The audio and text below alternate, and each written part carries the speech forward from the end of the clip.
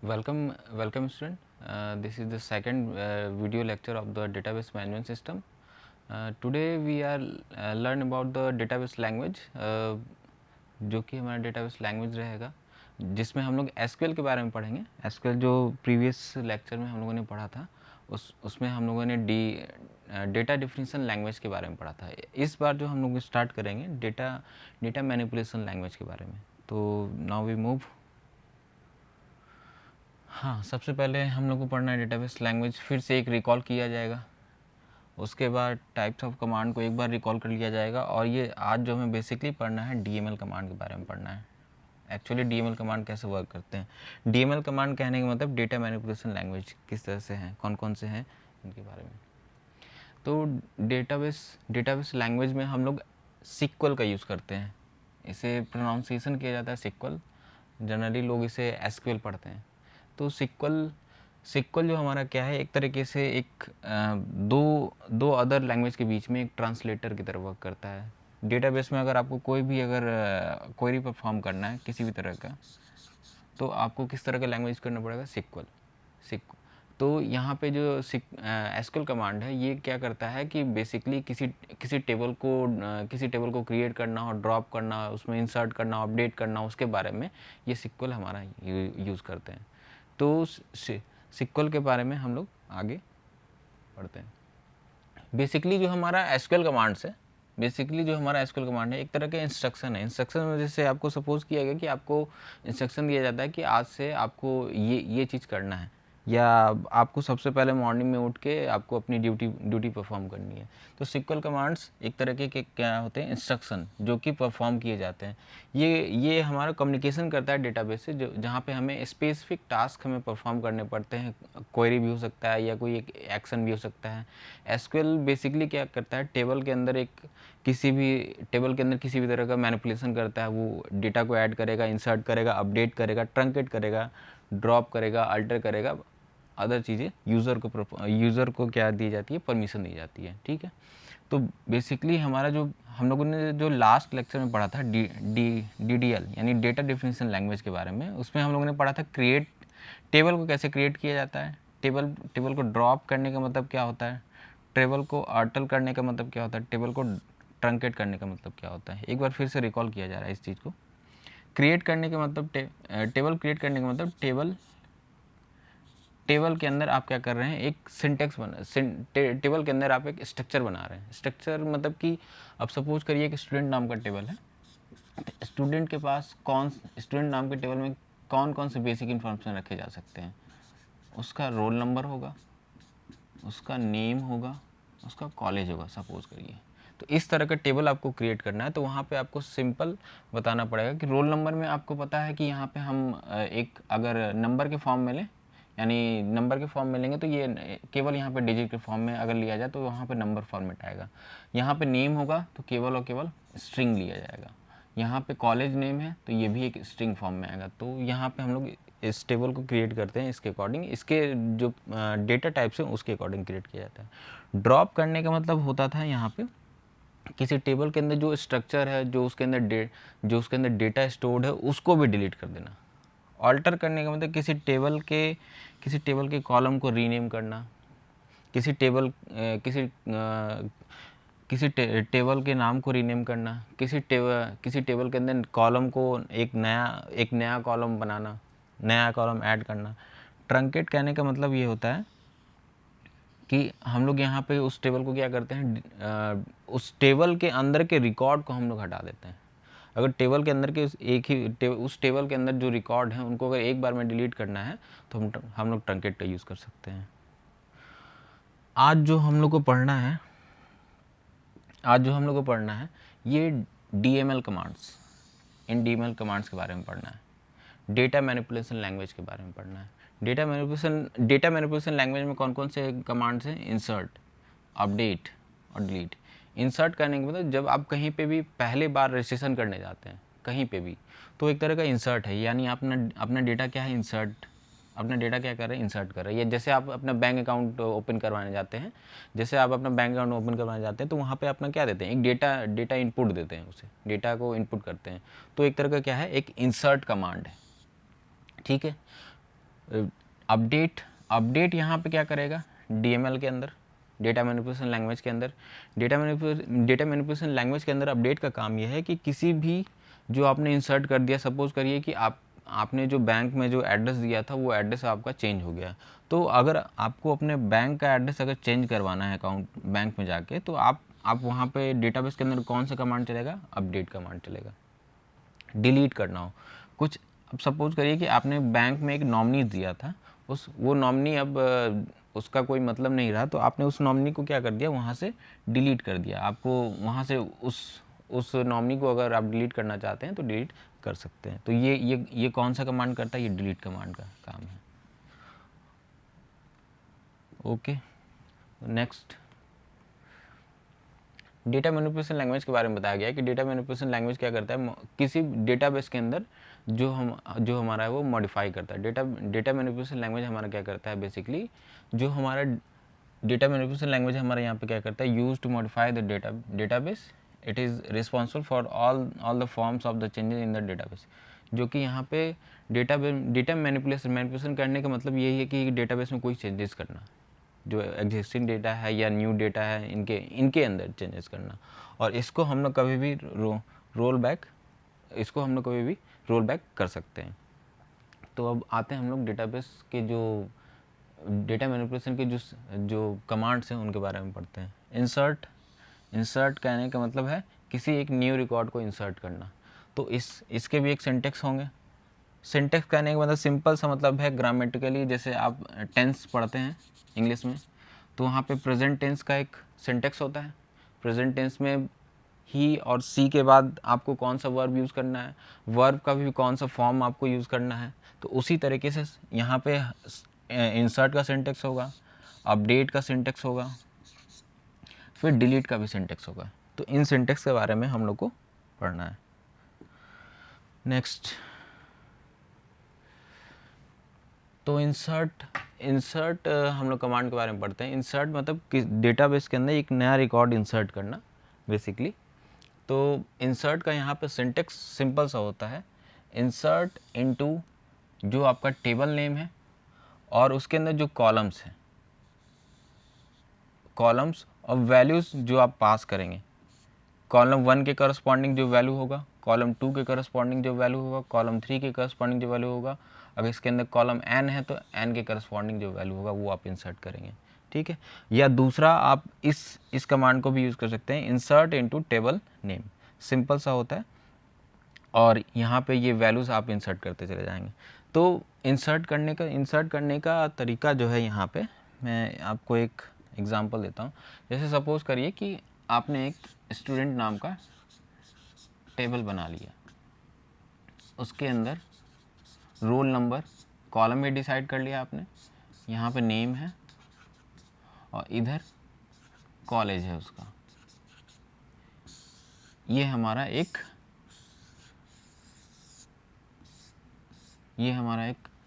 Table बन चुका है। अभी इसके अंदर कोई रिकॉर्ड नहीं है, तो आपको अगर इंसर्ट करना है तो यहाँ पे क्या लिखना पड़ेगा, इंसर्ट इनटू, अब ये तो रोल नंबर हमारा डिजिट के फॉर्म में होगा, नेम हमारा एक स्ट्रिंग के फॉर्म में होगा, कॉलेज भी हमारा स्ट्रिंग के फॉर्म में होगा। तो अगर आपको इंसर्ट करना है इसके अंदर, तो कॉलम बताएंगे किस कॉलम में आप इंसर्ट करना चाहते हैं। इंसर्ट इनटू टेबल नेम, यहाँ पे स्टूडेंट्स, और यहाँ पे जो कॉलम है आपका रोल नंबर उसे आप लिख देंगे, फिर कॉमा नेम लिख देंगे, फिर यहाँ पे कॉलेज लिख देंगे, और उसके बाद आप वैल्यूज़ लिखेंगे। वैल्यूज लिखने के बाद रोल नंबर हमने 1 इंसर्ट किया। नेम क्या होगा, नेम एक स्ट्रिंग के फॉर्म में होगा, तो हम इसे सिंगल कोट में देते हैं। सपोज करिए नेम में हमने XYZ दे दिया, कॉमा लगाया, और उसके बाद हमारा क्या है, कॉलेज नेम सपोज करिए कि ABC है, और जैसे ही आप यहाँ पे सेमी कॉलन लगाएंगे, उसके बाद जैसे ही आप इंसर्ट करेंगे, हमारा पहला रिकॉर्ड इंसर्ट हो जाएगा रोल नंबर 1, उसके बाद नेम क्या है यहाँ पे XYZ, और कॉलेज क्या है ABC। ठीक है, तो उसी तरीके से जैसे ही आप दूसरा रिकॉर्ड इंसर्ट करेंगे तो आपको इसी तरह के कमांड चलाने पड़ेंगे। Insert into tables, insert into table name जो कि यहाँ पे स्टूडेंट है, स्टूडेंट देंगे और इसके अंदर 3 पैरामीटर पास करेंगे, क्योंकि यहाँ पे इस टेबल के अंदर 3 कॉलम है हमारे पास, रोल नंबर है, नेम है, कॉलेज है। तो उसी तरीके से आपने दो यहाँ पे रिकॉर्ड इंसर्ट कर लिए, एक यहाँ पे ए है और कॉलेज मान लीजिए कि यहाँ पे Z नाम का एक कॉलेज है। तीसरा रिकॉर्ड आपने इंसर्ट कर लिया बी, जिसका नाम बी है, यहाँ पे एक आपने टी नाम का एक कॉलेज नेम है, उसको इंसर्ट कर लिया। तो इस तरीके से हमारे पास एक रिकॉर्ड इंसर्ट होते चला जाएगा। ये यहाँ पे 3 ही रिकॉर्ड है मैंने दिखाया, और भी बहुत सारे रिकॉर्ड इंसर्ट हो सकते हैं। तो एक सिंटेक्स है इसको लिखने का तरीका। तो ये जो अब रिकॉर्ड एक 1 बाय 1 इंसर्ट होते चला, जैसे आप मान लीजिए सपोज करिए फ्लिपकार्ट अमेजन पे जब आप रजिस्टर करते हैं तो उस तरीके से भी आपका एक, जैसे आप अपने मोबाइल नंबर को पहले इंसर्ट करते हैं, फिर ईमेल आईडी को इंसर्ट करते हैं, फिर आपको नेम आपको देना पड़ता है। तो उसी तरीके से उस जो आपका कस्टमर टेबल, वहाँ पे एक कस्टमर टेबल बनता है।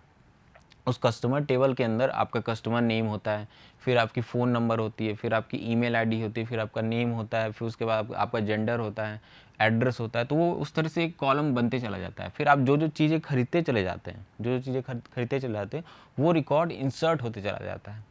अगर आपका फ्लिपकार्ट में आपने विश लिस्ट में रखा है तो वो विश लिस्ट नाम का एक टेबल बना रहेगा, जिसका कि रिलेशन आपके कस्टमर आईडी वाले टेबल से रिलेशन रहेगा, क्योंकि आपके विश लिस्ट में कौन सी चीज़ें पड़ी हैं तो उसी के अकॉर्डिंग फ्लिपकार्ट आपको वो बार बार एक, जहाँ भी आप जाएंगे, जिस भी पेज पे जाएंगे, वेब पेज पे जाएंगे, तो वहाँ पे वो आपको एडवर्टीज़ करता है कि आप इस चीज़ को आप विश लिस्ट में डाला है तो आप इसे परचेज करना चाहते हैं कि नहीं चाहते हैं। तो वो एक तरीका होता है मार्केटिंग का। तो उसी तरीके से यहाँ पे भी हम लोग डेटा को स्टोर कर लेते हैं। डेटा को स्टोर करने के बाद उसका अगर ऑनलाइन कुकीज़ में उसे स्टोर कर लेते हैं कि उसकी हिस्ट्री हमें पता रहनी चाहिए कि वो उसने क्या क्या एक्टिविटीज़ किया है। उस एक्टिविटीज़ को ई कॉमर्स साइट क्या करती हैं, यूज़ करती हैं कुकीज़ के ज़रिए। और ये क्या करती हैं, आपको कहती हैं कि आप इस चीज़ को जब भी आप किसी भी दूसरी साइट पर जाएंगे तो वहाँ पर फिर भी आपको वहाँ पर वो ऐड दिखाएंगे। तो कुकीज़ में आपका एक्टिविटी सेव हो जाता है। तो इंसर्ट कमांड क्या करता है कि इंसर्ट कमांड हमें डेटाबेस के अंदर एक न्यू रिकॉर्ड इंसर्ट करने के लिए बताता है। तो बेसिकली इंसर्ट कमांड का मेन पर्पज़ ये है कि आपको रिकॉर्ड को इंसर्ट करना है। इसका सिंटेक्स क्या होता है, इंसर्ट इनटू टेबल नेम्स, उसके बाद कॉलम 1 कॉलम 2 जितने भी कॉलम हैं आपके अंदर, फिर वैल्यूज़ लिखेंगे, उसके बाद वैल्यूज़ पास करेंगे। जैसा कॉलम का टाइप होगा, अगर वो उसमें डेटा डिजिट के फॉर्म में जाएगा तो यहाँ पे भी आप डिजिट के फॉर्म में देंगे। कॉलम 2 में अगर कोई नेम है तो वो स्ट्रिंग के फॉर्म में जाएगा यहाँ पे, तो यहाँ पे स्ट्रिंग के फॉर्म में जाएगा। तो सिंगल कोड के अंदर हमें स्ट्रिंग लिखा जाता है, हमेशा सिंगल कोड के अंदर हमेशा स्ट्रिंग लिखा जाता है। उसी तरह से थर्ड कॉलम है, तो थर्ड कॉलम भी अगर एक स्ट्रिंग है तो वो भी क्या हो जाएगा, सिंगल कोड के अंदर हमेशा पास होगा। तो यहाँ पे इसी तरह से हमें करना है इंसर्ट के अंदर। तो हम लोग अब आगे मूव करते हैं अपने नेक्स्ट कमांड के, अपडेट का क्या काम है। अपडेट कमांड ये करता है बेसिकली, अपडेट कमांड की जो आपने डेटा इंसर्ट किया है, अब उसमें कोई आप चेंजेस करना चाहते हैं। जैसे सपोज़ करिए कि आपने फ्लिपकार्ट में जो मोबाइल नंबर दिया वो मोबाइल नंबर एग्जिस्ट नहीं करता है, यानी वो उसका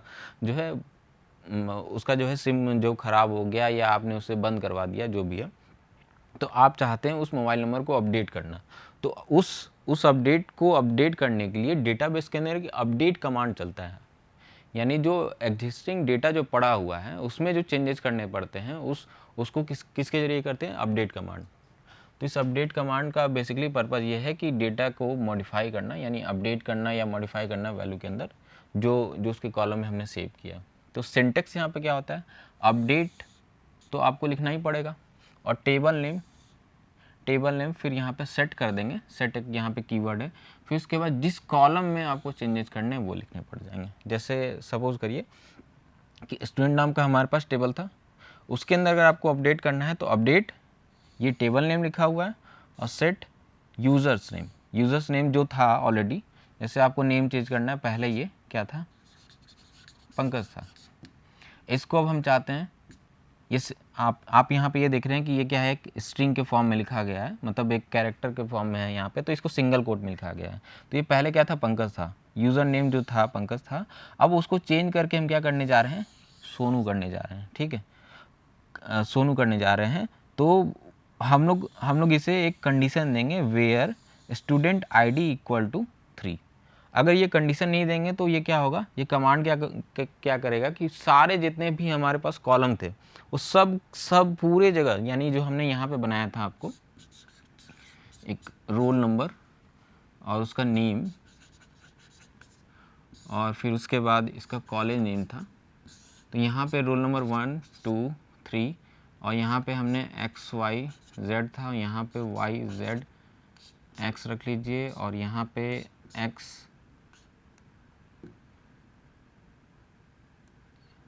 यहाँ पे आपने X रख लिया, यहाँ पे कॉलेज नेम A है, कॉलेज नेम B है, कॉलेज नेम C है। अगर आप ये where condition where student ID equal to 3 नहीं लगाएंगे, where student ID equal to 3 नहीं लगाएंगे, तो बेसिकली होगा क्या कि ये जो सोनू है ना, ये सोनू हर जगह आ जाएगा। ये जो सोनू है ये सोनू हर जगह आ जाएंगे अगर ये वेयर कंडीशन आपने नहीं लगाया तो। इससे क्या होगा, सारे ये जो नेम है ये वाले नेम का क्या हो जाएंगे, सब हट के क्या हो जाएंगे, सोनू हो जाएंगे, ठीक है। अगर आपको बेसिकली कहाँ पे आपको अपडेट करना है, किस कस्टमर आईडी या किस स्टूडेंट आईडी के करस्पॉन्डिंग आपको अपडेट करना है, तो उसे आप मेंशन जब कर देंगे तो आपका वही पर्टिकुलर एक रो अपडेट होगा, रो अपडेट होगा। क्योंकि देखिए ये जो रोल नंबर है, नेम है, ये कॉलेज नेम है, ये तो हमारा एक स्कीमा है, स्ट्रक्चर है। जो भी हमें चेंज करना है वो रिकॉर्ड के अंदर ही चेंज करना है कि रिकॉर्ड नंबर 1 है, रिकॉर्ड नंबर 2 है, रिकॉर्ड नंबर 3 है, इनमें चेंजेस करने इनमें चेंजेस करने के लिए आपको कंडीशन देना पड़ता है where student ID equal to 3, या वेयर यहाँ पे स्टूडेंट आईडी हटा के हम लोग क्या लिख देंगे, roll number, where roll number equal to 3। उसके जगह अब हमें क्या कर देना है, सोनू कर देना है, जो भी नाम था, ठीक है। तो अपडेट का जो बेसिकली पर्पज़ है, यहाँ पे अपडेट का बेसिकली पर्पज़ जो है हमारे पास कि किसी भी एग्जिस्टिंग डेटा पे अगर हमें चेंजेस करने हैं तो हम लोग कौन सा कमांड चलाएंगे, अपडेट। उस डेटा, उस रिलेशन के अंदर, यानी उस टेबल के अंदर जो कॉलम्स हैं, उस कॉलम्स के अगर रिकॉर्ड को चेंज करना है तो हम लोग अपडेट कमांड का यूज़ करते हैं यहाँ पे एसक्यूएल में। तो ये रहा हमारा अपडेट कमांड का बेसिक सिंटेक्स। आप ये समझ लीजिए कि यहाँ पे जब भी आप लिखेंगे तो सबसे पहले आपको अपडेट लिखना पड़ेगा, चाहे अपडेट स्मॉल में लिखिए चाहे कैपिटल में लिखिए, उससे कोई फ़र्क नहीं पड़ता। टेबल नेम जैसे आपने लिखा है उसी तरीके से लिखना पड़ेगा। फिर सेट, और ये जो यूज़र नेम है या नेम लिखिए, where set name equal to, क्योंकि आप उस नेम का वैल्यू सेट कर रहे हैं, जो भी उस कॉलम में नेम है उस नेम का वैल्यू क्या सेट कर रहे हैं, सोनू। और वेयर स्टूडेंट आईडी, यानी आपके केस में क्या है, स्टूडेंट आईडी की जगह क्या है, रोल नंबर, तो यहाँ पे आप रोल नंबर इक्वल टू 2 लिख दीजिए, तो वो 2 पे जाके अपडेट हो जाएगा।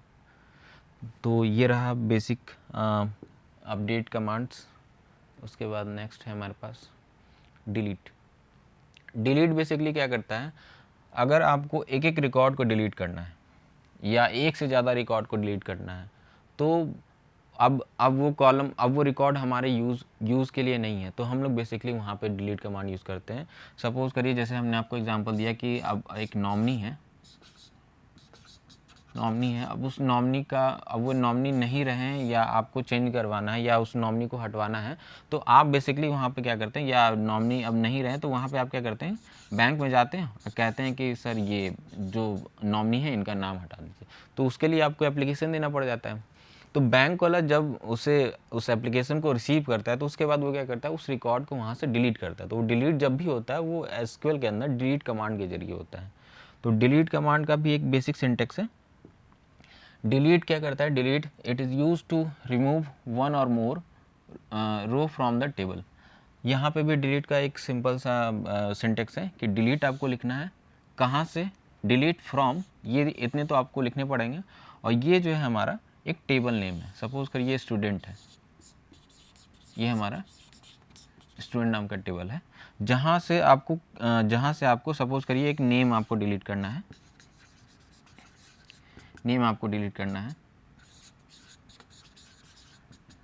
जहाँ पे ये सोनू नाम के पड़े हुए हैं डेटा, उसको डिलीट करना। अगर ये वेयर कंडीशन यहाँ पे भी वही है, अगर ये वेयर कंडीशन नहीं देंगे तो उसके अंदर जितने भी रिकॉर्ड रहेंगे वो सारे डिलीट हो जाएंगे, एक ही बार में सारे डिलीट हो जाएंगे। तो यहाँ पे जैसे हमने लिखा एक इसका स्कीमा बनाया, एक रोल नंबर है, नेम है, फिर उसके बाद ये कॉलेज है, कॉलेज नेम। तो सपोज़ करिए यहाँ पे 1 2 3, यहाँ पे नेम समझ लीजिए, यहाँ पंकज है, यहाँ पे राहुल, उसके बाद ये सुमित है, और ये कॉलेज नेम ये टी है, ये जेड है, ये वाई है हमारे पास। अगर आपको डिलीट करना है, तो आपको लिखना पड़ेगा command delete from table name क्या है, स्टूडेंट्स। उसके बाद वेयर अब आपको डिलीट किससे करना है, डिलीट अगर रोल नंबर 1 को डिलीट करना है तो where roll number equal to 1। आप जैसे ही रोल नंबर 1 लिखेंगे ये क्या होगा, ये अपडेट हो जाएगा, ये यहाँ से डिलीट हो जाएगा, रोल नंबर 1 वाला जो भी कॉलम है ये हमारा डिलीट हो जाएगा। तो बेसिकली यहाँ पे अगर आपने रोल नंबर 1 ये नहीं लिखा, गलती से आप मिस कर गए डिलीट फ्रॉम स्टूडेंट, तो ये क्या होगा, ये सारे डिलीट हो जाएंगे, और उसके बाद एक भी रिकॉर्ड अंदर नहीं बचेगा। तो वेयर कंडीशन आपको देना पड़ता है, किसे आप डिलीट करना चाहते हैं, किसे डिलीट करना चाहते हैं। आप नेम के अकॉर्डिंग डिलीट करना चाहते हैं तो आप यहाँ पे रोल नंबर के बजाय आप क्या रख दें, name, where name equal to, जैसे आपने पंकज लिख दिया सिंगल कोट के अंदर, तो पंकज वाला ये डिलीट हो जाएगा, ये पूरा डिलीट हो जाएगा यहाँ से।